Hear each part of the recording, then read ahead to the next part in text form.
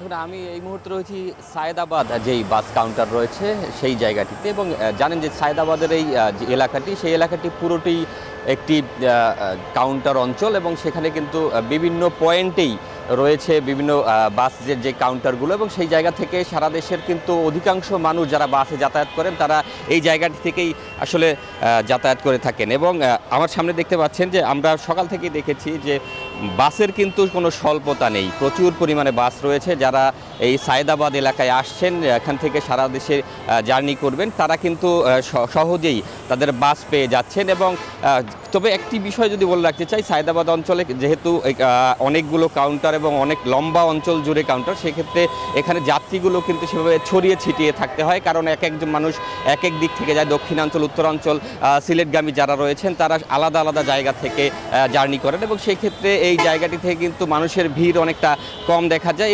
যদিও আমরা জানি যে ছুটি হয়েছে, আরও দুদিন হয়ে গেছে, মানুষ আগেই বাড়িতে চলে গিয়েছেন, অনেকে এখনও মানুষ যাচ্ছেন, যারা শেষ মুহূর্তে বাড়িতে যাবেন তারা কিন্তু আজকে যাত্রা করছেন। এবং সেক্ষেত্রে আমরা সকাল থেকে দেখেছি সায়েদাবাদ অঞ্চলে মানুষের কিছুটা ভিড় রয়েছে, তবে স্বাভাবিকের তুলনায় অনেকটা কম। ঈদের সময় যেরকম যাত্রা থাকে সেই হিসেবে আমরা বাসের যে কাউন্টার রয়েছে সেই কাউন্টারে কথা বলেছি, তারা কিন্তু আমাদেরকে জানিয়েছেন যে যাত্রীর চাপ তারা অনেক কম পাচ্ছেন, এবং যেহেতু আরও ৩-৪ দিন ধরেই মানুষ বাড়ির উদ্দেশ্যে যাচ্ছেন, সেক্ষেত্রে এখন কিছুটা মানুষের চাপ কমে গিয়েছে, যেই কারণে মানুষের পরিমাণ এখন কিছুটা কম। তবে এরই মধ্যে কিন্তু কিছু উদ্ভূত পরিস্থিতি রয়েছে যেগুলো আমাদেরকে যাত্রীরা জানাচ্ছেন, আসলে টিকিট কালোবাজারি সহ এখানে ছাড়াও আরেকটি বিষয় রয়েছে, যেটি হচ্ছে অতিরিক্ত ভাড়া নেওয়ার যে অভিযোগ, সেটি কিন্তু এখনও অবশ্যই রয়েছে। এবং এমনও অভিযোগ রয়েছে যে যেই টিকিটটি ৩০০ টাকায় সবসময় বিক্রি করা হতো, সেটি কিন্তু ৬০০ টাকাও নেওয়া হচ্ছে, এমনটিও বলছেন অনেকে। এবং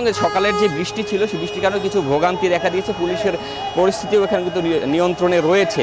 এবং জানেন যে এই সায়েদাবাদ ছাড়াও মানুষ কিন্তু ট্রেনে যাত্রা করছেন কমলাপুর থেকে, সেখানে রয়েছেন সহকর্মী সাদমান রাফিদ। আমরা তার কাছ থেকে সেখানকার পরিস্থিতি জানবো। রাফিদ,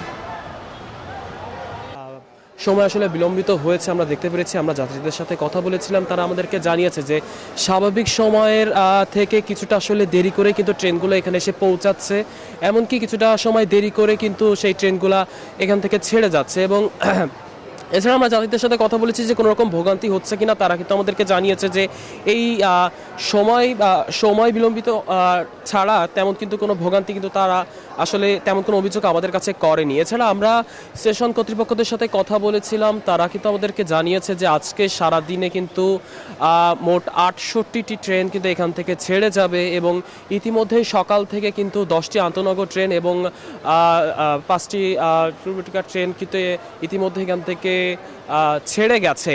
এছাড়া আমরা এখানে বিভিন্ন ধরনের আসলে আইন শৃঙ্খলা বাহিনীর তৎপরতা আমরা দেখতে পেরেছি, যে বিভিন্ন ধরনের অপরাধমূলক কাজ যেন এখানে না হয়, সেক্ষেত্রে তারা আসলে এখানে বেশ সতর্ক অবস্থানে রয়েছেন। এছাড়া আমরা ঈদের সময়গুলোতে আমরা দেখতে পারি যে মূলত যে ট্রেনের ছাদে বসে কিন্তু অনেকেই যাত্রা করে থাকে, সেক্ষেত্রে কিন্তু এবার কিন্তু সেই ধরনের কোনো দৃশ্য আমরা দেখতে পারিনি, যে মূলত যারা এবার যে ছাদে বসে যাত্রা করার আসলে অবস্থান নিচ্ছিলেন, সেক্ষেত্রে কিন্তু এই রেল স্টেশন কর্তৃপক্ষ ব্যাপক আসলে কঠোর অবস্থানে রয়েছেন। এছাড়া আমরা দেখেছি যে বাইরে স্ট্যান্ডিংয়ে কিন্তু টিকিট